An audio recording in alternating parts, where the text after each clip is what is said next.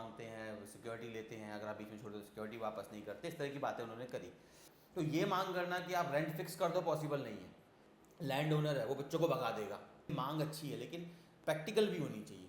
अगर सब अड़ जाएंगे अपनी जिद पे तो किसी की जिद पूरी नहीं होने वाली। हाँ। ये पक्का है। इंस्टीट्यूट की मनमानी फीस, सेल्फ रेगुलेटिंग यूनियन, सभी लोगों को इस यूनियन में शामिल किया जाए। कानून बना दे सरकार, और आप 3 महीने बाद अगर ये प्रॉब्लम दोबारा ना हो तो मेरा नाम बदल देना। कि एग्जैक्ट डेटा नहीं आया है, कह रहे हैं केवल 3 लोग की मृत्यु हुई है, लेकिन शायद वो डेटा ज़्यादा है।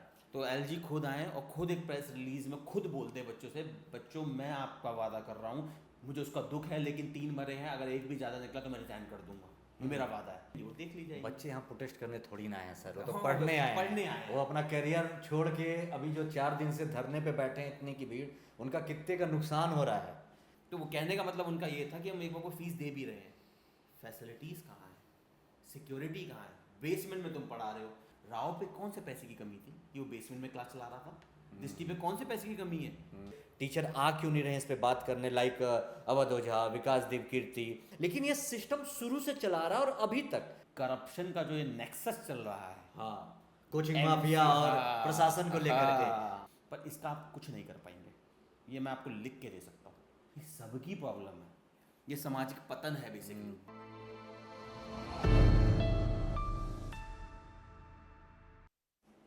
नमस्कार, बहुत बहुत स्वागत आप सभी का गुरुज आश्रम आईएएस में। और इस समय जैसा माहौल है ओल्ड राजेंद्र नगर या मुखर्जी नगर के कोचिंग इंडस्ट्री का, बच्चों की जो डिमांड्स हैं, आप सबको पता है कि प्रोटेस्ट चल रहा है बड़े पैमाने पे। जो 3 बच्चों की मृत्यु हो गई ओल्ड राजेंद्र नगर में एक बेसमेंट में पानी भर जाने की वजह से, इसको लेकर के बच्चों में बहुत आक्रोश है। उनकी बहुत सारी डिमांड्स हैं। ओल्ड राजेंद्र नगर की बात करें तो वहाँ के बच्चों की अलग डिमांड्स हैं, मुखर्जी नगर की बात करें तो यहाँ के बच्चों की अलग डिमांड्स हैं। डिमांड्स का जो मुद्दा है वो एक ही है, लेकिन इसमें बिखराव है। इस पे हमारी एक छोटी सी कोशिश है गुरुज आश्रम आईएएस की तरफ से कि उस मांग को, जो दोनों जगह के बच्चे हैं वो तैयारी एक ही चीज़ की करते हैं, यूपीएससी की, तो उनकी जो डिमांड्स है वो एक होनी चाहिए, हैं एक, लेकिन उसको एक सिलसिलेवार क्रम में लाने की एक छोटी सी हमारी कोशिश है। उसी को लेकर के कुछ प्रश्न हमने तैयार किए हैं कि किस किस तरह की क्या कंडीशंस हैं, चाहे वो कोचिंग इंस्टीट्यूट की हो या गवर्नमेंट की हो या बच्चों की हो। इस पे बात करेंगे एक एक करके, एक प्रश्न के साथ। मैंने बताया तो कुछ हमने डिमांड्स हैं वो लिखी हैं, ये कुछ 5 बिंदुओं में मिले जो मुख्य बन रहे हैं बच्चों की जो मांगे हैं उसमें। तो हमने सोचा कि उन्हें इस पर बात कर लीजिए, आपको समझाया जाए ताकि कन्फ्यूजन ना रहे, कि हर बच्चे को समझ में आ जाए आखिर ये पूरा का पूरा चाहे कहीं भी चल रहा है, चाहे नेहरू विहार हो, चाहे मुखर्जी नगर हो, चाहे ORN हो, कि वहाँ पर चल रहा है तो क्या मुख्य मांगे हैं। जो बच्चे यहाँ पार्टिसिपेट नहीं कर पा रहे हैं, बहुत सारे चैनल बने हुए हैं इंस्टाग्राम पे, आपका टेलीग्राम पे, हर चैनल पे कुछ ना कुछ अलग चल रहा है। हाँ, मुद्दे सब हैं, सब भड़के हुए हैं, सब गुस्से में हैं, लेकिन समझ नहीं आ रहा कहानी के। तो सोचते हैं इस पर हमने सोचा कि क्यों ना एक सिलसिलेवार चीज़ें बनाई जाए, तो उसी पर हम आगे बात करेंगे। तो सर ऐसे है इस पे जैसे कि एक पहला प्रश्न है सर, खास तौर से बच्चे रेंट कंट्रोल को लेकर के बात कर रहे हैं। बच्चे ये कह रहे हैं कि रेंट कंट्रोल की डिमांड कर रहे हैं। आपको इस पे क्या लगता है कि क्या ये डिमांड उनकी सही है? अगर ये होगा तो कैसे होगा? एक बच्चों की जो हमने मुखर्जी नगर में जब हम गए थे तो हमने पाया कि बच्चे कह रहे थे कि रेंट बहुत हाई होता है, लैंडलॉर्ड मनमाना रेंट मांगते हैं, सिक्योरिटी लेते हैं, अगर आप बीच में छोड़ दो सिक्योरिटी वापस नहीं करते, इस तरह की बातें उन्होंने करी। तो देखिए इसमें एक चीज़ आपको समझनी पड़ेगी कि हमारे देश की अर्थव्यवस्था बदल चुकी है। एक समाजवाद का समय था 1991 से पहले वाला, आज हम जो है नव उदारवाद के ज़माने में जी रहे हैं। आपको पता है सरकारें सब कुछ प्राइवेटाइज या निजीकरण करने पर लगी हुई हैं। एक फ़र्क है दोनों में। समाजवाद की सरकार जो होती है ना, हर चीज़ पे वो कंट्रोल कर सकती है। जैसे अगर आपने किसी प्रोडक्ट पे MRP देखा हो, वो MRP समाजवाद के समय का है, जब सरकारें डिसाइड करती थी कि कौन सा सामान किस प्राइस पे बिकेगा। आज वो नहीं होता। आज MRP कंपनी अपनी मर्जी से डिसाइड करती है। आप देखो वही सामान जो 5 का मिल रहा है कहीं पे 15 का मिल सकता है। MRP अपनी मर्जी से कंपनी डिसाइड करती है। तो समझिए हमारी अर्थव्यवस्था बदल चुकी है। समाजवाद से नव उदारवाद के समय में ये फ़र्क आया है, सोशलिज्म से लिबरलिज्म इकोनॉमी में फ़र्क आया है। तो आपका ये कहना कि मतलब रेंट कंट्रोल, मुझे नहीं लगता सर ये हो सकता है प्रॉपर तरीके से। क्योंकि एक बात बताइए, मैंने बोल दिया, सरकार ने, चलो प्रेशर में आ गई सरकार ने बोला कि कोई भी व्यक्ति 10,000 से ऊपर रेंट नहीं लेगा। आप इमेजिन करो आपके पास खुद की प्रॉपर्टी है और आप बच्चों को 12-12, 13-13 हज़ार रुपये में देते थे। बच्चा कहेगा मैं सर 10 बोला, 10 से ऊपर नहीं दूंगा, तो वो पता क्या करेगा? भगा देगा। आप किसी का घर ज़बरदस्ती थोड़ा ना ले सकते हो। वो कहेगा एक काम करो तुम निकलो, वो बदले में उसे दे देगा किसी किराने वाले को, किसी दुकान वाले को, क्योंकि वो उसे 15,000 देने वाला है। तो ये मांग करना कि आप रेंट फिक्स कर दो पॉसिबल नहीं है। हाँ, ये हो सकता है कि जो कमीशन वगैरह बन जाए, वो हम आगे डिस्कस करेंगे, कि एक सेल्फ रेगुलेटिंग कमिटी बन जाए जिसमें कुछ कोचिंग के लोग हों, कुछ स्टूडेंट के रिप्रेजेंटेटिव हो और कुछ लैंड ओनर्स भी हों, क्योंकि उनका भी पक्ष सुनना पड़ेगा ना। महंगाई हर जगह बढ़ रही है, उनके अकेले के लिए नहीं बढ़ रही है, आपके लिए भी महंगाई बढ़ रही है तो उनके लिए भी महंगाई बढ़ रही है, खर्चे बढ़ रहे हैं। तो आप ये कहना कि आप 6,000 कर दो, 5,000 कर दो, ये तो हो ही नहीं पाएगा। तो ये हो सकता है कि तीनों लोग अगर साथ में बैठे हो, एक सेल्फ रेगुलेटिंग कमीशन हो, तो स्टूडेंट भी आ गया, टीचर भी आ गया और साथ ही साथ लैंड ओनर्स भी आ गए, तीनों साथ बैठे और वो टाइम टू टाइम एक रेशो फिक्स कर दें कि इतने का घर है तो इतने तक हो सकता है, इतने का घर है तो इतने का। इससे क्या देखिए, ना लैंड ओनर को तकलीफ होगी, ना स्टूडेंट को होगी, ना टीचर को होगी। वरना अगर आप एक तरफा मांग करेंगे, हो सकता है सरकार प्रेशर में इस वक्त बच्चों के कर भी दे, लेकिन मैं गारंटी करता हूँ वो जो लैंड ओनर है वो बच्चों को भगा देगा। आप किसी का लैंड जबरदस्त, आप किसी का घर जबरदस्ती नहीं ले सकते, बेशक उस पर रेंट फिक्स हो जाएगा तो वो आपको देगा ही नहीं, फिर क्या कर लोगे, सारे सड़क पे बैठेंगे हम लोग। तो इन प्रैक्टिकल डिफिकल्टी, देखिए मांग अच्छी है लेकिन प्रैक्टिकल भी होनी चाहिए। आसान शब्दों में कहें तो हम जैसे जाते हैं दुकानों पे कोई कोल्ड ड्रिंक लेने, है तो सब सॉफ्ट ड्रिंक, बट अलग अलग कंपनी के अलग अलग प्राइस हो जाते हैं। किसी को मैंगो जूस पीना है किसी और कंपनी का तो वो 12 रुपए का है, कि किसी का पियो तो 15 रुपए का है। अब उससे आप कॉलर पकड़ के थोड़ी ना बोलेंगे कि तू 15 का दे। यही तो प्रॉब्लम है।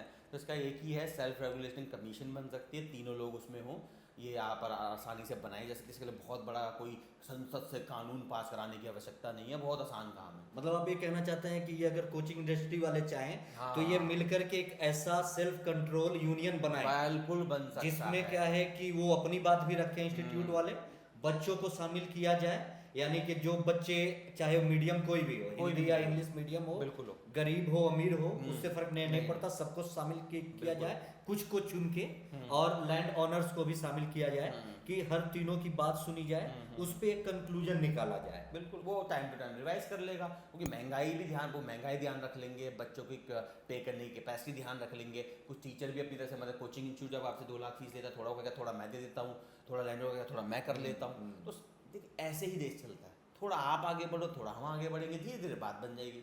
अगर सब अड़ जाएंगे अपनी जिद पे तो किसी की जिद पूरी नहीं होने वाली। हाँ, ये पक्का है। ये तो है, और ये भी तो है कि पहली बार में तो ये बातें माने भी नहीं जाएंगी, लेकिन कोशिश करना पड़ेगा ना। कोशिश करना पड़ेगा, यही मुझे प्रैक्टिकल लग रहा है। वरना मैं आपको गारंटी करता हूँ, मैं कई सालों से पढ़ा रहा हूँ, मैंने बहुत कानून पढ़ा है, चाहे अन्ना का लोकपाल हो, चाहे आपका मजदूर किसान शक्ति संगठन का राइट टू इन्फॉर्मेशन हो। मैंने बड़े कानून पढ़ाए हैं, उनकी कमियाँ पढ़ाई हैं, और एक बात मैंने अपने एक्सपीरियंस में पाई है, कानून किसी चीज़ का हल नहीं बनता है जब तक जनता वो हल ना माने। हाँ, सेल्फ हम खुद हल निकालेंगे वो ज़्यादा बेटर है। सरकार ऊपर से हल देगी, नहीं निकलेगा। 2 दिन मानेंगे लोग, तीसरे दिन भूल जाएंगे।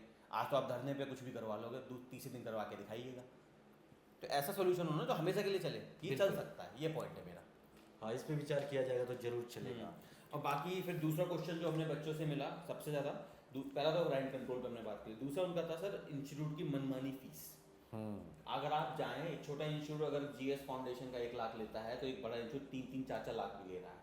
ये बड़ा प्रॉब्लम है कि फीस मनमानी चल रही है। कुछ ब्रांड है, दृष्टि हो गया, वाजीराम हो गया, विजन हो गया, इनकी फीस बहुत ज़्यादा है, ये ब्रांड की फीस लेते हैं। पढ़ाने को कुछ खास होना हो लेकिन ब्रांड है तो भाई मैं ब्रांड दूँ तो मैं ब्रांड का फीस लूँगा। देखिए क्या होता है, अभी आपने उदाहरण दे दिया यूनियन वाला, मैंने उस पर एग्जाम्पल दिया मैंगो जूस वाला। तो मैंगो जूस तो सभी हैं, रेट अलग अलग है। पढ़ना फाउंडेशन ही है, जीएस कोर्स तो यूपीएससी ने डिसाइड किया है, वही सबको पढ़ना है। कोचिंग वाले अपना तो उससे सिलेबस बनाते नहीं, और बनाएंगे भी तो यूपीएससी वो मानेगी नहीं।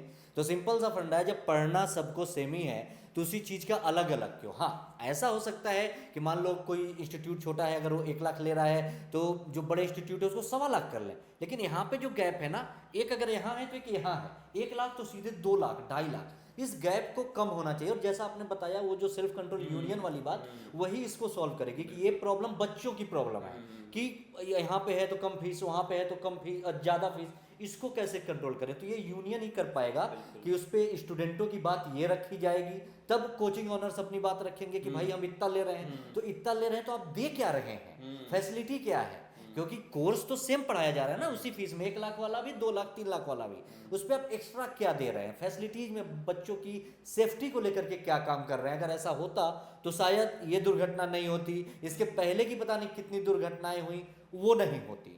तो ये जरूरी है। हाँ, मतलब वही बात है, सबको साथ आना पड़ेगा। साथ तो आना पड़ेगा कोचिंग वाले अपना ढर्रा अपनाएं, आप लोग अपना अपना ले, स्टूडेंट प्रोटेस्ट पे बैठ जाए, हम स्टूडेंट के साथ जाके बैठ जाए, उससे बदलाव नहीं होगा। अगर हमें ये देखिए समझिए, एक इकोसिस्टम होता है, एनवायरनमेंट में टर्म पड़ता है इकोसिस्टम। इकोसिस्टम में जितनी स्पीशीज है ना वो सब एक दूसरे की मदद करती है, वरना इकोसिस्टम सर्वाइव नहीं करता। बिल्कुल तो बिल्कुल। ये एक इकोसिस्टम है यूपीएससी का। ठीक है, मानते हैं कुछ लोग माफिया की तरह काम कर रहे हैं, जिन्हें कोचिंग माफिया बच्चे कह रहे हैं, बिल्कुल कर रहे होंगे, मैं मना नहीं करता इस बात को, पर एक तरीके से सबको बुरा बोल देना ये गलत बात है। किसी तरह से सब बच्चों को बुरा बोल देना गलत बात है, सब लैंड ओनर को बुरा बोल देना गलत बात है।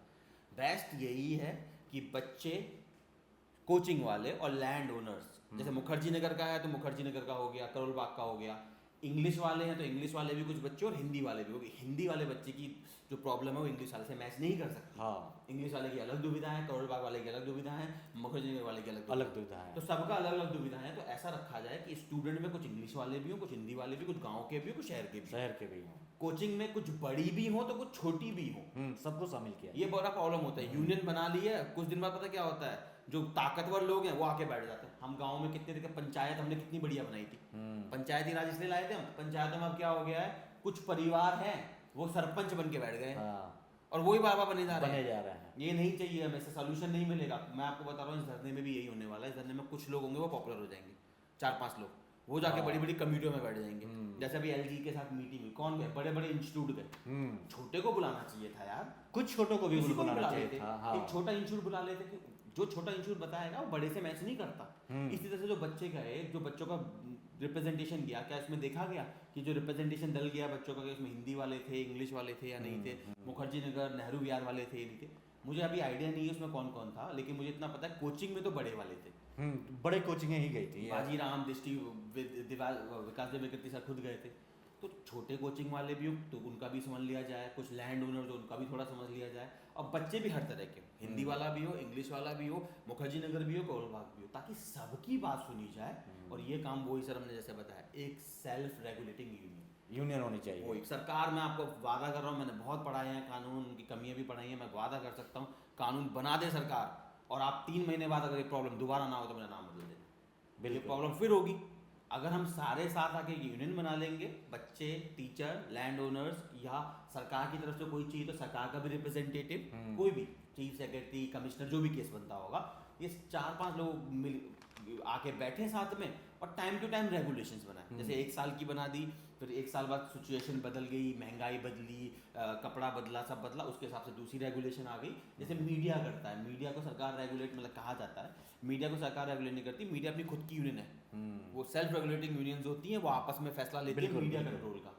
ऐसा कंट्रोल ज़्यादा बेटर, सरकार आपके सर पे नाच के बैठेगी, फिर वही होगा, ब्यूरोक्रेट्स बैठ जाएंगे सर पे, ये बात याद रखिएगा। और ब्यूरोक्रेट्स किसके कहने पे चलते हैं, पैसे के, पैसे जहाँ पैसा मिलेगा वहाँ ब्यूरोक्रेट चल देगा। कैसे चल देगा, सीधा सा तरीका है। इलेक्शन में फंडिंग कौन देता है, इलेक्शन में फंडिंग देते हैं आपको जिसमें पैसा है, वो छात्र कहाँ फंडिंग देता है पॉलिटिकल पार्टी को, बड़े बड़े कोचिंग वाले फंडिंग देते हैं। इसलिए बड़े वाला कोचिंग फंडिंग, अगर मैं बड़ा कोचिंग हूँ, मैं फंडिंग दूंगा तो मैं ध्यान रखूंगा ना, नेता वो बने जो मेरी बात बोलेगा, और वो नेता ये ध्यान रखेगा कि वो ब्यूरोक्रेट कमीशन में बैठे जो मेरी बात सुनेगा। इस नेक्सस को तोड़ना है कहानी है। तो सिंपल सा फंडा है कि सरकार को, जैसे आज की सरकार को फंडिंग जाती है अडानी अंबानी से, सिंपल, वो उनकी सुनते हैं। जैसे अभी राहुल गांधी ने बोला A1 A2, हाँ, तो सीधी सी बात है, जो देखिए सीधा बुरा मत मानेगा, पर सच यही है, जो पैसा देगा उसके लिए नाच किया जाएगा। हाँ, चाहे सरकार हो चाहे व्यवस्था हो, तो हम उन्हें मौका ही क्यों दे नाच करने का, हम खुद ना हाथ में शक्ति ले लें। तो कुल मिला जुला के इसका कंक्लूजन यही होगा कि सभी लोगों को इस यूनियन में शामिल किया जाए तो ही बात सुनी जाएगी। अगर केवल बड़े लोग गए तो इसका कोई इम्पैक्ट नहीं, वो अपने अनुसार इसको बनाएंगे। तो बड़े इंस्टीट्यूट के साथ छोटे इंस्टीट्यूट्स को भी शामिल किया जाए, जो लैंडलॉर्ड्स हैं हाई फाई कम, उनको भी, स्टूडेंट अमीर गरीब, इंग्लिश मीडियम हिंदी मीडियम, सभी को रखा जाए उस यूनियन में, उनमें से कुछ को चुन करके, और उनको उनमें भी थोड़ा मुझे लगता है सिस्टम बदलाव लाना चाहिए, क्योंकि ये यूनियन हर साल चेंज होना चाहिए, ऐसा हो नहीं, हाँ, नहीं तो पता है क्या होगा कि फिर वही नेपोटिज्म रूल बना, नेपोटिज्म हो जाएगा। जैसे मान लो हम छोटा इंस्टीट्यूट, हम चुन लिए गए उसमें यूनियन में, तो हम क्या ध्यान रखेंगे कि अगला जो बंदा है वो मेरा हो, हाँ, ये नहीं होना चाहिए। रूल बना दिया जाए कि एक कोचिंग अगर रिप्रेजेंट कर चुकी है 5 साल, अगले 5 साल वो नहीं करेगी, हाँ, अगले 5 साल दूसरा कोचिंग करेगा। इसी तरह बच्चों में भी, कि अगर एक बच्चा को लीडर बन जाते हैं, कुछ अपने आप को लीडर बन जाते हैं और लीडर बन के बैठ जाते हैं। बिल्कुल, लीडर नहीं बनना है किसी को, वो लीडर अगर कोई स्टूडेंट का लीडर है वो आए, 5 साल वो रहेगा, अगले 5 साल दूसरा बंदा है, ताकि विविधता बनी रहे ना। ऐसे तो फिर वही जैसे आम आदमी पार्टी के साथ हुआ था, स्टार्ट हुई थी, कितने सारे लोग थे, अब वो क्या आम आदमी पार्टी फिर केजरीवाल के नाम पे जानी जाती है। और यही होगा, अगर आप थोड़ी पढ़ाई करते हैं तो आपने पॉलिटी पढ़ा होगा, तो उसमें मिशेल्स का लॉ है, आयरन लॉ ऑफ ओलिगार्की। वो यही कहता है मिशेल का लॉ कि कोई भी ऑर्गेनाइजेशन स्टार्ट लोकतांत्रिक तरीके से होती है पर मरती वो एक व्यक्ति के नाम पे है। यही होता ही है। जैसे कि अगर मैं कुछ उदाहरण बताऊं तो आपको याद होगा जब सीसैट लॉन्च हुआ था, हाँ। तो उस समय बहुत बड़ा आंदोलन हुआ था। उसका तो मैं प्रत्यक्षदर्शी था, मुखर्जी नगर में लाठी चार्ज हुआ था, बहुत से लोग लाठी भी खाए थे। उसमें से भी उस आंदोलन के जो प्रमुख कर्ता धर्ता थे वो आज एक मतलब ठीक ठाक स्थिति में एक आज ये लीडर भी हैं। तो यही होता है कि कुछ लोग उभर जाते हैं, बाकी जो यूथ है वो आज भी सरवाइव कर रहा है। वो आज भी देखो फिर से प्रोटेस्ट कर रहा है। इसके पहले भी एक घटना हुई, उसमें भी प्रोटेस्ट किया, फिर प्रोटेस्ट कर रहा है, आगे भी करेगा। ऐसी कोई घटना होगी तो इसका अगर पूरा सोल्यूशन अगर नहीं निकलेगा तो कुछ इस तरीके से निकल सकता है। बिल्कुल, ये बहुत जरूरी है, हमें ध्यान रखना है कि कोई एक नेता ना बन जाए, हम सब नेता बने। और वो तभी हो सकता है कि जो एक बार यूनियन में 5 साल रह लिया वो दोबारा नहीं रह सकता। तो इससे ये होगा जो नीचे के लोग हैं उनको मौका मिलेगा, वरना कुछ लोग चमक जाएंगे, फिर वो यूनियन से पॉलिटिक्स में जाएंगे, पॉलिटिक्स से नेता बनेंगे, नेता से अभिनेता बन जाएंगे, क्या पता मिनिस्टर बन जाए। हुआ है मैंने सीसैट वाले कांड का उदाहरण इसीलिए दिया, हुआ है, कुछ नेता अभिनेता बने हैं उसके जरिए, और यही होता है, यही सिस्टम है। सर एक क्वेश्चन और था कि बच्चों की एक मांग ये भी है कि अभी जो ओल्ड राजेंद्र नगर में जो डेथ हुई है वो बहुत सारे लोग कह रहे हैं कि एग्जैक्ट डेटा नहीं आया है, कह रहे हैं केवल 3 लोग की मृत्यु हुई है, लेकिन शायद वो डेटा ज़्यादा है। इस पे क्या कहेंगे? देखो यार, इसमें सीधी सी बात मैं आपको एक समझाऊं कि क्या होता है ना, सरकार आंकड़ों पे ज़्यादा विश्वास करती है। आपने देखा ना, मूवियों में देखते थे, मुसद्दी लाल का एक शो आता था ऑफिस, उसमें एक बहुत अच्छा एपिसोड था। उसमें क्या होता है, एक बंदा आता है सुबह ऑफिस से होता है गवर्नमेंट का, वो पूछता है, वो पेंशन पे जी रहे होते तो पेंशन की वेरिफिकेशन होती है साल भर कि बंदा जिंदा है मर गया। वो आता है पड़ोसी से पूछता है, वो मुसद्दी लाल गए होते हैं, उनसे पूछता है कि ये जिंदा है, वो कह देते हैं इन्हें गए जमाना हो गया। वो गए का कहने का मतलब था वो घूमने गए हुए जमाना हो गया, लेकिन उसने समझा इन्हें मरे हुए जमाना हो गया, उसने डाल दिया मर गए हैं। अब मुसद्दी लाल कोर्ट भटके ये प्रूफ करने के लिए कि मैं जिंदा हूँ, जिंदा व्यक्ति हो, पता कोर्ट में क्या बोलते हैं उनसे, जब वो कहते हैं कि मैं जिंदा हूँ, दिख नहीं रहा तुम्हें, तो सरकारी अधिकारी कहता है पेपर में तो मर गए तुम। ये प्रॉब्लम है कि सरकारी डेटा की आप एक बात समझिए, प्रॉब्लम क्या है, वो नंबर्स पे विश्वास करते हैं। अब जनता हो सकता है जो बोल रही हो, एक होता है परसेप्शन, एक होता है रियलिटी। अब सरकार ने जो आंकड़े जारी कर दिए वो जारी कर दिए, अब हो सकता है जनता में एक बात चल रही हो, क्योंकि कई बार जनता की बात सरकार से मैच नहीं करती। तो इसका एक ही सोल्यूशन मुझे समझ में आता है, सरकार क्या करे, एक ऑफिशियल एलजी खुद, क्योंकि एलजी से ऊपर इस वक्त दिल्ली में तो आपको पता है सारी सरकार एलजी के कंट्रोल में चलती है, जो मोदी गवर्नमेंट के कानून के बाद से। तो एलजी खुद आए और खुद एक प्रेस रिलीज में खुद बोलते हैं बच्चों से, बच्चों मैं आपका वादा कर रहा हूँ 3 ही लोग मरे हैं, मुझे उसका दुख है लेकिन 3 मरे हैं, अगर एक भी ज़्यादा निकला तो मैं रिजाइन कर दूंगा, ये मेरा वादा है। एलजी ऐसा बोल दे, मैं गारंटी करता हूँ बच्चे मान जाएंगे, बच्चे बेवकूफ़ नहीं है इतने ज़्यादा। मैंने तो ये वैसा ही वो वाक्य हो गया अश्वत्थामा हथोहथी वाला जो युधिष्ठिर ने कह दिया था और द्रोणाचार्य आगे की लाइन सुन नहीं पाए थे, तो ये तो होना चाहिए। ये होता है, तो ये एलजी कर सकता है, ये बच्चों को पैसे मिलेंगे, बच्चे मेरे को पता है, बच्चे बन के पता है, ये बच्चे थोड़े बोले से होते हैं। बिल्कुल, अगर एलजी आके बोल देंगे ना और खुद अपने बोलेंगे बच्चों मैं आपके साथ हूँ, मैं आपका साथ गार्जियन हूँ, मैं बोल रहा हूँ 3 ही की मृत्यु, अगर ज़्यादा की मृत्यु निकली तो मैं आपको आश्वासन देता हूँ मैं कार्रवाई करूँगा, तो मुझे लगता है बच्चे इतना बुरा नहीं मानेंगे, मान जाएंगे। थोड़ी बहुत जो कमियां रह जाएंगी वो देख ली जाएगी। बच्चे यहाँ प्रोटेस्ट करने थोड़ी ना आए सर, वो तो हाँ, पढ़ने आए पढ़ने हैं। आए वो अपना करियर छोड़ के अभी जो 4 दिन से धरने पे बैठे हैं, इतनी की भीड़, उनका कितने का नुकसान हो रहा है। इसमें से बहुत सारे लोग इस बार मेंस लिख रहे होंगे, उनका कितना नुकसान हो रहा है बताओ। तो ये तो है, ये तो इशू बना है। अब ये 3 था। एक और क्वेश्चन सर, इसमें हमने बच्चों से जब बात करी तो हमें मिला कि एक फैसिलिटी को लेके था कि आप चलो बच्चे कह रहे हैं चलो एक बार को मैं किसी तरह हमारे माँ बाप पेट वेट काट के घर बेच के जो भी बहुत केस बनते हैं वो फीस दे भी देते हैं। जैसे मैं किसी बड़े कोचिंग का नाम नहीं लूँगा, पर बहुत बच्चे हमारे पास आते हैं जो बड़े बड़े संस्थानों से पढ़े, कहते हैं सर हम 700 की भीड़ में बैठते हैं, इतना पीछे बैठते हैं कि टीचर पता है सिर्फ हमें टीवी में दिख पाता है, और डाउट पूछना हो ना एक पर्ची पे लिखना पड़ता है, जब तक वो टीचर पे पहुँचती है तब तक हमारा डाउट खत्म होकर आगे 3 डाउट बन चुके होते हैं। तो समझ नहीं आता पहले वाले का आंसर लें आगे वाले 3 पूछें। तो वो कहने का मतलब उनका ये था कि हम एक बार को फीस दे भी रहे हैं, फैसिलिटीज़ कहाँ है, सिक्योरिटी कहाँ है, बेसमेंट में तुम पढ़ा रहे हो। देखो छोटी कोचिंग का एक बार को वो कहते हैं हम समझ सकते हैं, छोटा कोचिंग है पैसे नहीं है। राव पे कौन से पैसे की कमी थी कि वो बेसमेंट में क्लास चला रहा था? दृष्टि पे कौन से पैसे की कमी है कि जो वर्धमान प्लाजा में जो भी इसकी सील हुए हैं, वर्धमान प्लाजा में वो क्लास चला रहा है, बेसमेंट में क्लास चला रहा है, कौन सी कमी है उनके पास? वाजीराम वाजीराम रवि, करोड़ों की प्रॉपर्टी, आप करोल बाग चले जाओ, हर दूसरे कदम पे वाजीराम का ऑफिस है। हम्म उन पे पैसे की कमी नहीं है, उनको क्या तकलीफ है कि बेसमेंट में क्लास चला रहे हैं, वाजीराम के भी सील हुए हैं। तो उनका यही कहना था कि हम फीस दे भी रहे हैं एक बार को, तो यार बड़े तो कम से कम करें। तो इस पे ये इशू है, इसका क्या करा जाए इस फैसिलिटी का? फैसिलिटी का देखिए यही है कि जितना फीस लेते हैं उस आधार पे फैसिलिटी तो होनी चाहिए।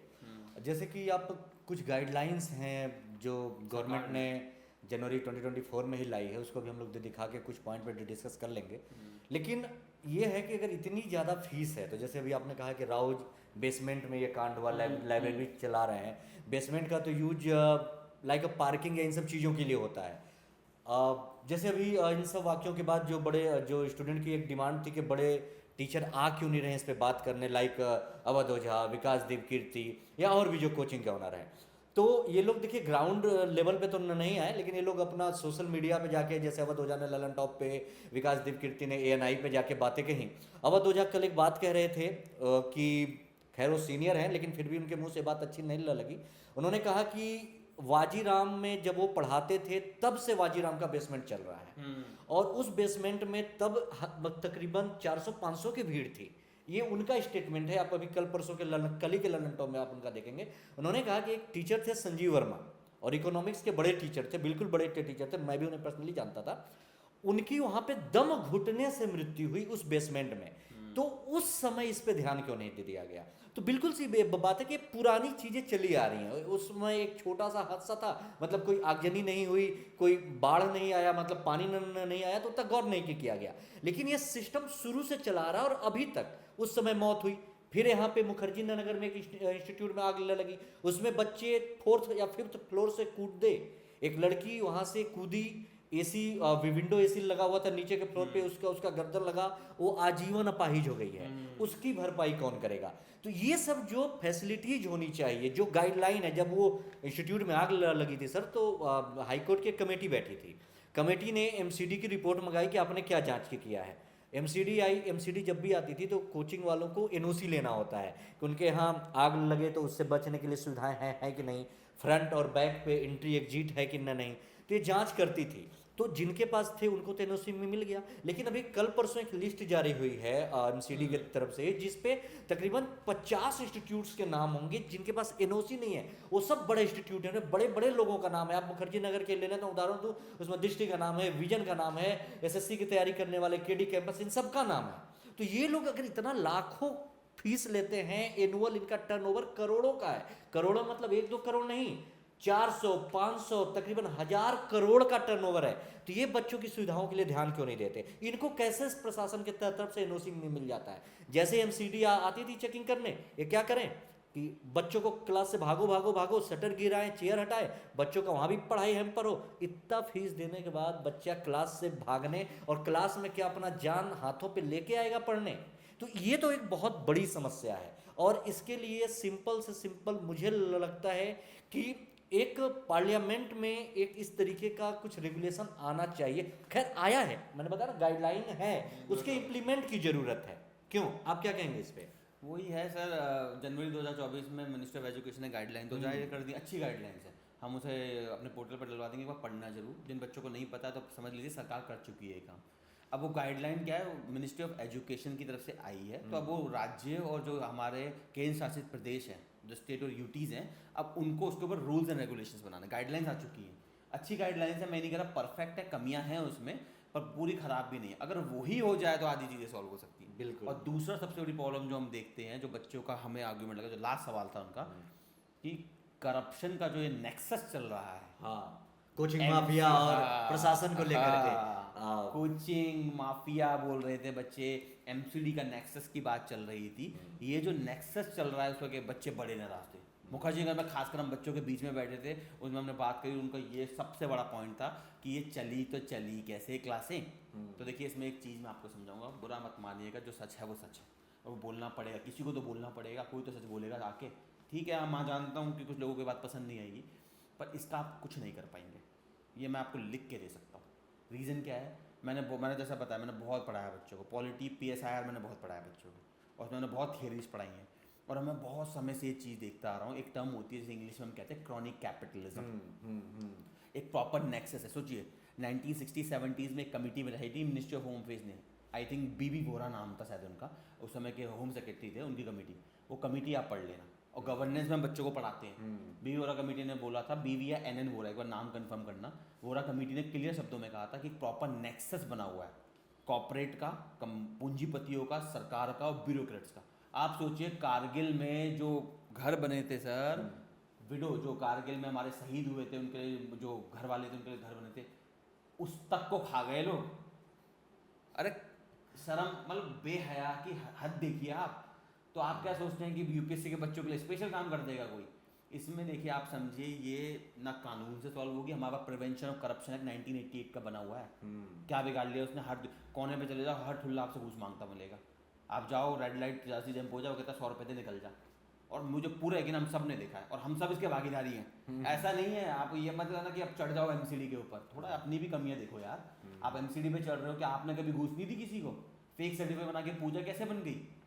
यूपीएससी क्लियर किया है उसने, फेक सर्टिफिकेट बना के कैसे बन गई? प्रॉब्लम ये है कि बच्चे भी तो इसमें, बच्चे क्या सब इन्वॉल्व हैं, हमारे माँ बाप तक इन्वॉल्व होंगे। टैक्स बचाने के लिए सीए को पैसा देते हैं, बेटा यार कुछ कर ले मेरा टैक्स बच जाए। तो समझिए जो करप्शन वाली प्रॉब्लम आप बता रहे हैं ना, ये सिर्फ एमसीडी की प्रॉब्लम नहीं है, सिर्फ राजनेताओं की प्रॉब्लम नहीं है, सिर्फ माफिया की, कोचिंग माफिया की प्रॉब्लम नहीं है जैसा बच्चा कह रहे हैं, ये सबकी प्रॉब्लम है। ये सामाजिक पतन है बेसिकली। जैसे कलयुग का समय की बात की जाती है ना, ये सामाजिक पतन है। जैसे एलेक्जेंडर सोल्जिनित्सिन एक स्कॉलर है, उन्होंने बोला है करप्शन जो है ना, वो देशों के बीच में से नहीं गुजरती, देशों की सीमाओं के बीच में से नहीं गुजरती, जात के बीच में से, धर्म के बीच में से नहीं गुजरती, वो हर इंसान के हृदय के बीच में से गुजरती है। जो हमारे, आपको पता ना, हार्ट में एक बीच में एक लाइन होती है, वो उसने बोला वो करप्शन की लाइन है। जिसे करप्शन करना है प्राइवेट में करप्शन कर लेता है लोग। आप प्राइवेट में है, आप जाओ, BSES प्राइवेट हो गया है, दिल्ली बोर्ड जो है दिल्ली का इलेक्ट्रिसिटी वाला, आप जाओ घूस खिलाओ तुरंत कनेक्शन लग जाएगा। प्राइवेट है जबकि सरकारी में जाओ, रेलवे में चले जाओ, टीटी को 500 रुपये थमाओ, आपको अभी 3rd AC में बिठाएगा वो। तो उसके लिए जिम्मेदार तो समाज है, ये मेरा पॉइंट है। हम सब इसके लिए जिम्मेदार हैं। सिर्फ एमसीडी को गरियाने से कुछ नहीं होने वाला। जो लास्ट पॉइंट मैं बता रहा हूँ, बाकियों में आप एमसीडी कमी निकाल सकते हो, रेगुलेशंस में कमी निकाल सकते हो, कोचिंग फीस में कमी निकाल सकते हो, लेकिन ये करप्शन का जो मामला है, इसमें आप अगर एक उंगली उनकी तरफ उठाओगे तो 3 उंगली आपकी तरफ उठी हुई है। बिल्कुल। जब आप घूस देते हो 100 रुपये की एक पुलिस वाले को चालान से बचने के लिए, आपने करप्शन का बीज बो दिया। आपने जब बो दिया करप्शन का बीज, और मैं बता रहा हूँ कितने बच्चे यूपीएससी में आते हैं, उनसे पूछो ना बेटा क्या करना है, सर मैं तो भर के करप्शन करूँगा। लिटरली बोलता है बच्चा। बोलते हैं सर मैं तो इसलिए आया हूँ, मैंने सोच लिया है कम से कम 100-200 करोड़ कमाऊंगा मस्त वाला, और उसके बाद बैठूंगा। तो जब बच्चों की ये थॉट है, आप बुरा मत मानना, पर आपको भी पता है मैं सच बोल रहा हूँ। ये बात हो सकता है कुछ लोगों को बुरा लगे, कुछ लोग जेन्युइन है, कुछ लोग वाकई में देश की भलाई के लिए ही सिविल सर्वेंट बनना चाहते हैं, पर बहुत से लोग हैं जिनको रुतबा चाहिए, उनको इंस्टाग्राम वाली रील चाहिए कि मैं गाड़ी से उतरूँ शोशाबाजी करता हुआ। हो ही रहा है आज के समय में। अगर आप देखें तो चाहे प्रशासनिक अधिकारी हो या इस इंस्टीट्यूट में पढ़ाने वाले बड़े बड़े ब्रांड के टीचर हो, सब यूट्यूबर हैं आज के यूट्यूबर है, इन्फ्लुएंसर है। हाँ, इन्फ्लुएंसर, एग्जैक्टली। इनको क्या चाहिए कि बस शोशाबाजी करके यूपीएससी में निकल जाए। लाइक उदाहरण अवध ओझा जी, मैं मतलब पर्टिकुलर नहीं, लल्लन टॉप वाले ने जो वहाँ के रिपोर्टर, उन्होंने कहा कि आप तो पूरा माहौल बनाते हैं, आपने पूरे यूपीएससी को सोशल मीडिया पे ले आया है, यहाँ से आप ग्लैमराइज कर दिया है। ये उनका स्टेटमेंट था। वो उसमें बोला था कि आप बोलते हैं कि राजा बनना है तो कट्टा उठा लो, कट्टा उठा लो।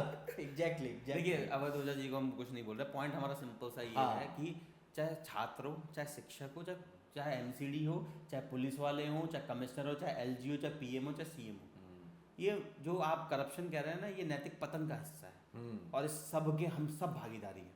100 रुपये की घूस देता हुआ छात्र एक चालान से बचने के लिए उतना ही भागीदारी है 200 करोड़ का घूस करके विजय माल्या भाग जाए।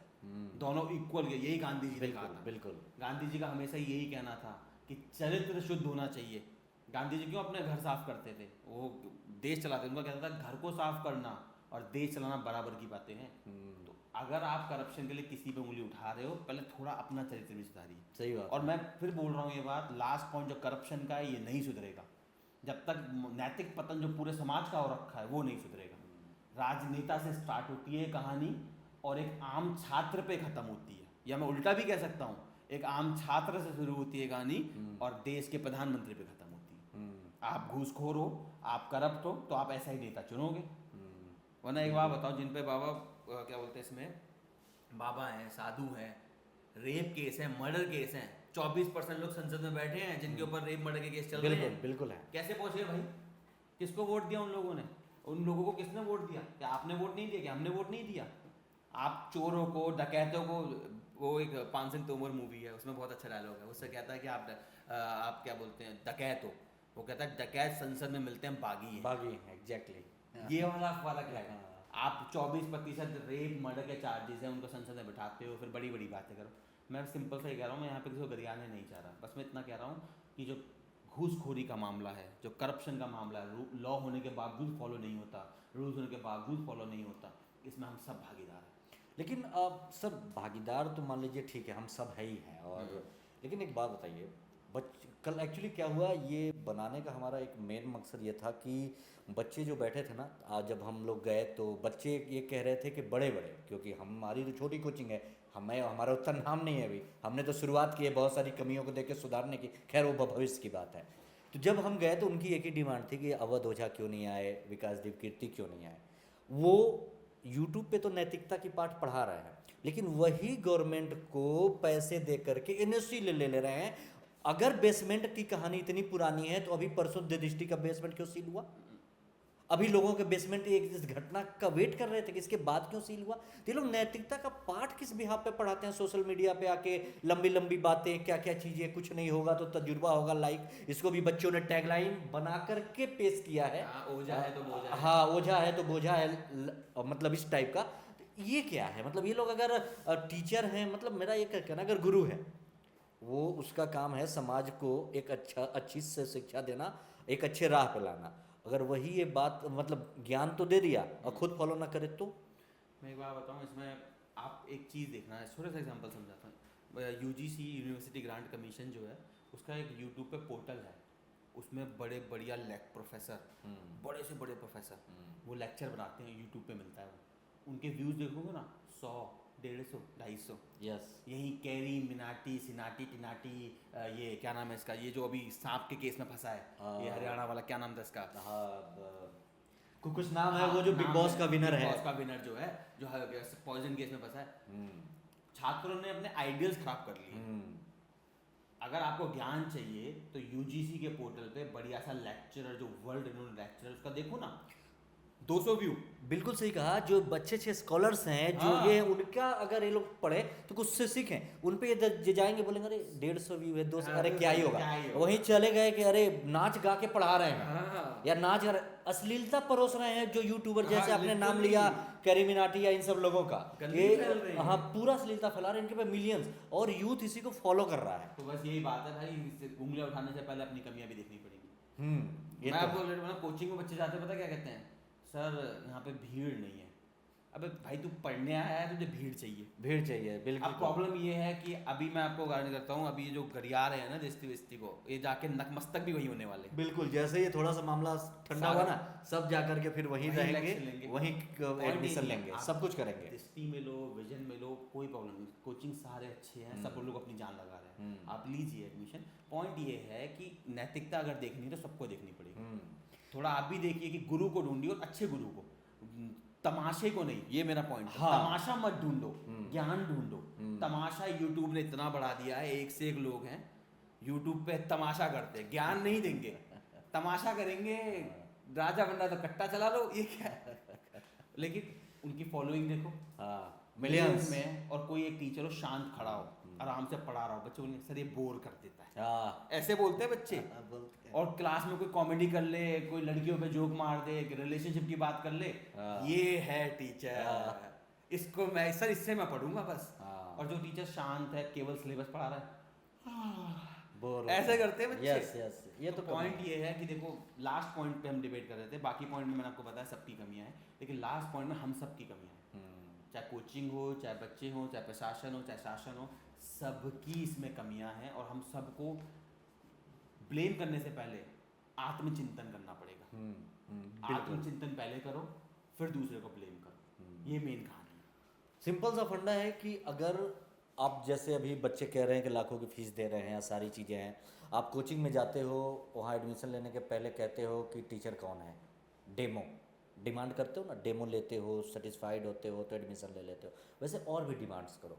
बोलो कि यहाँ पे हमारी सिक्योरिटी के लिए क्या है, बिल्कुल। पीने को साफ पानी मांग है कि करो। नहीं है, क्योंकि अगर आप इतनी महंगी महंगी इतनी ज़्यादा फीस दे रहे हो तो ये आपका हक है कि आपको वहाँ पे जितने देर आप उसकी इन्वायरमेंट में हो आपको फैसिलिटी अच्छी मिले, खास तौर से आपकी सुरक्षा को लेकर के। इसको लेकर के सर उस गाइडलाइन में कुछ पॉइंट्स हैं, अगर आप दिखा के, मतलब ज़्यादा नहीं, एक दो की पॉइंट्स हैं, अगर आप चाहो तो वो देख। उसका एक काम करते हैं ना सर, ये बच्चों को अच्छा होगा, एक वीडियो बनवा देंगे हम आपको, आप हाँ। उसमें प्रॉपर देखिए।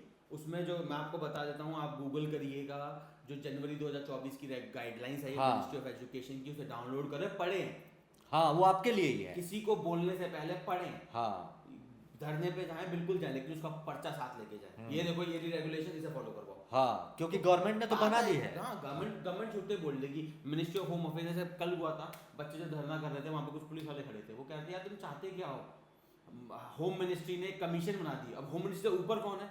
बच्चे कह रहे हैं मैं एसडीएम से बात करनी है, तो वो पुलिस वाला जो खड़ा था, एसएचओ था मेरे ख्याल में, वो कहता है यार तुम पागल वागल हो गए, उसने ऐसे ही बोला था, पागल वागल हो गए हो क्या। मिनिस्ट्री ऑफ होम से बड़ा एसडीएम कहाँ से हो सकता है। एसडीएम जरा सा मिनिस्ट्री ऑफ होम से कमीशन बना दी, अब तुम्हें क्या चाहिए। तो यार पॉइंट ये है कि अगर आप किसी को करना चाहते हो तो कॉन्क्रीट डिमांड होनी चाहिए, है भी तो ऐसा थोड़ा पढ़ो, गाइडलाइंस को पढ़ो और बोलो कि जो गाइडलाइंस इनको फॉलो करवा दो। और जो मैंने आपको बताया बेस्ट सोल्यूशन जो हमें समझ में आया कि जितनी भी पॉइंट्स हैं, हाँ, एक सेल्फ रेगुलेटिंग बॉडी होनी चाहिए। कोचिंग वाले, लैंड ओनर्स, स्टूडेंट्स, एडमिनिस्ट्रेशन, इनको मिला के एक सेल्फ रेगुलेटिंग बॉडी बने, जो पूरी जो कोचिंग संस्थाएं हैं जो काम कर रही हैं, जो भी है, इनको रेगुलेट करे। वो डिसाइड करे कितनी फीस होगी, क्योंकि इसमें सबका हित है। बच्चा अपना बोलेगा, कोचिंग वाला अपना बोलेगा, क्योंकि आप बोलोगे कोचिंग वाला 5,000 रुपये ले यूपीएससी का, तो नहीं हो पाएगा भाई। टीचर को 1 लाख की सैलरी कहाँ से देगा महीने की, जब आपसे 5,000 रुपये लेगा।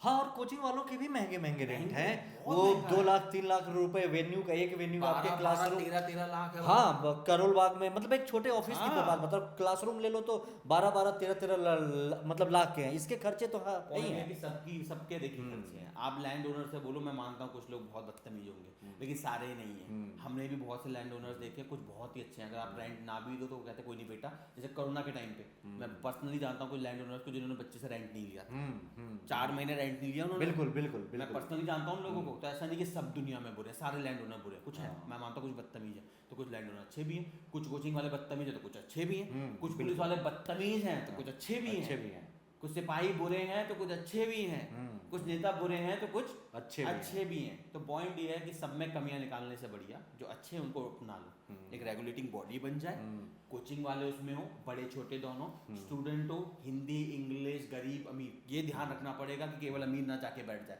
पैसे वाला ताकतवर जाके ना बैठ जाए। वो बॉडी इलीट बॉडी नहीं चाहिए हमें। गरीब का भी कोई रिप्रेजेंटेटिव हो, जो छोटा आम व्यक्ति हो, वो भी वहाँ जाके बैठ जाए, वो बैठ जाए। कुछ लैंड ओनर्स हो जाएं, कुछ पुलिस वाले या जो भी एडमिनिस्ट्रेशन बनता है वो बन जाए, और साथ में बैठें, डिस्कस करें, डिबेट करें और एक रेगुलेशन निकाल दें कि कोचिंग फीस इतनी होनी चाहिए, ना कोचिंग वालों को तकलीफ हो ना स्टूडेंट को तकलीफ, रेंट इतना होना चाहिए, ना लैंडलॉर्ड को तकलीफ हो ना स्टूडेंट को तकलीफ हो।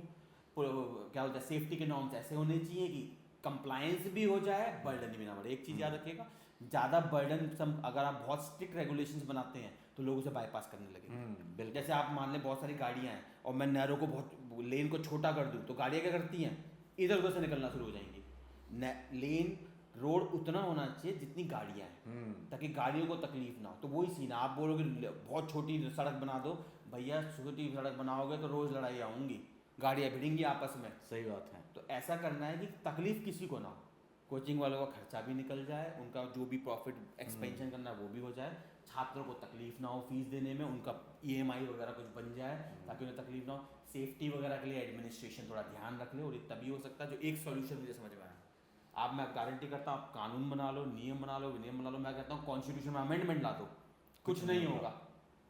बड़े बड़े संस्थान पढ़े हैं जो फेल हो रहे हैं, हम तो रोज पढ़ाते हैं, एनएचआरसी से लेके नेशनल ह्यूमन राइट्स कमीशन से लेके कितनी गालियाँ पड़ती है नेशनल ह्यूमन राइट्स कमीशन को। नेशनल कमीशन फॉर वुमन है, क्या रेप रुक गए? नेशनल कमीशन फॉर वुमन है 1990 से, क्या रेप रुक गए? क्या महिलाओं के साथ अत्याचार रुक गया? सही बात है। कानून से अगर आपको लगता है कि आप हल कर लोगे तो आप गलत फहमी में जी रहे हो। हमने बहुत पढ़ा है और हम एक बात समझ गए हैं, कानून से हल चीज़ें नहीं होती हैं, कानून मदद कर सकता है हल करने में। बिल्कुल। मदद, कुल्हाड़ी आप ही को उठानी पड़ेगी, फावड़ा आप ही को उठाना पड़ेगा सफाई के लिए, कानून वो कुल्हाड़ी और फावड़ा आपको लाके दे सकता है, बिल्कुल। इतना ही कर सकता है, और वो ही है सेल्फ रेगुलेशन बॉडी। इसके अलावा मुझे तो कोई और सोल्यूशन दिखता नहीं। चाहे कानून बनाओ, चाहे कॉन्स्टिट्यूशन में अमेंडमेंट कर दो, अगर सेल्फ रेगुलेटिंग बॉडी बन जाती है कोचिंग इंडस्ट्री की तो सब खुश रहेंगे। नहीं बनती है तो फिर मैं आपको गारंटी कर सकता हूँ अगले साल फिर धरने होंगे।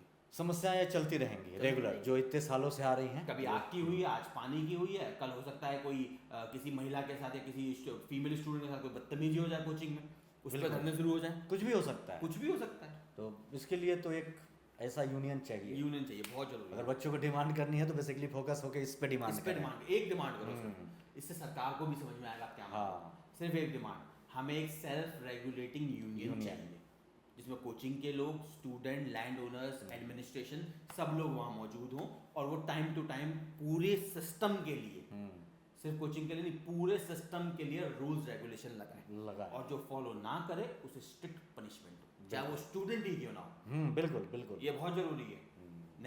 नैतिकता मांगने से पहले नैतिकता दिखानी पड़ती है। पहले आप नैतिकता दिखाओ, फिर सामने वाले से उम्मीद करो नैतिकता दिखाएगा वो। ये वाली कहानी है। तो ठीक है, तो ये हमारी छोटी सी कोशिश थी। कोशिश करिए कि आप एक ही डिमांड इस तरीके से रखें, हो सकता है आपको इसका फायदा जरूर मिलेगा। बाकी तो करप्शन वगैरह चलते रहेंगे। तो चलिए, धन्यवाद। कुछ पॉइंट हम कवर नहीं कर पाए, जैसे कंपनसेशन वगैरह की थी, तो वो देखिए वो long term solution, long term demand नहीं है। कंपनसेशन 10 लाख मिला है, वो सरकार प्रेशर में बढ़ा भी देगी। ये जो कुछ मुद्दे जो हमने बच्चों से बात करे, हम उनके बीच में बैठे भी थे, कल मुखर्जी नगर में खुद बैठे हुए थे, हमने मीडिया से भी बहुत बात की थी, टीचर्स की तरफ से हम भी आए हुए थे, तो उसमें जो हमें समझ में आया उसमें हमने करा। अगर हमसे कोई पॉइंट मिस हो गया है या कोई पॉइंट आपको लगता है सर ऐसा नहीं है, थोड़ा बदल सकते हैं, तो आप बिल्कुल हमें बताएं। बिल्कुल लोकतंत्र है, लोकतंत्र में बोलने की सबको आज़ादी है। मुझे आप बोलिए, हम सुनेंगे, बिल्कुल सुनेंगे, और साथ में बैठ के फैसला लेंगे। कोई दुश्मन थोड़ा ना, यहाँ पे सब दोस्त हैं। बिल्कुल बिल्कुल। ठीक है, चलिए मिलते हैं। धन्यवाद, नमस्कार।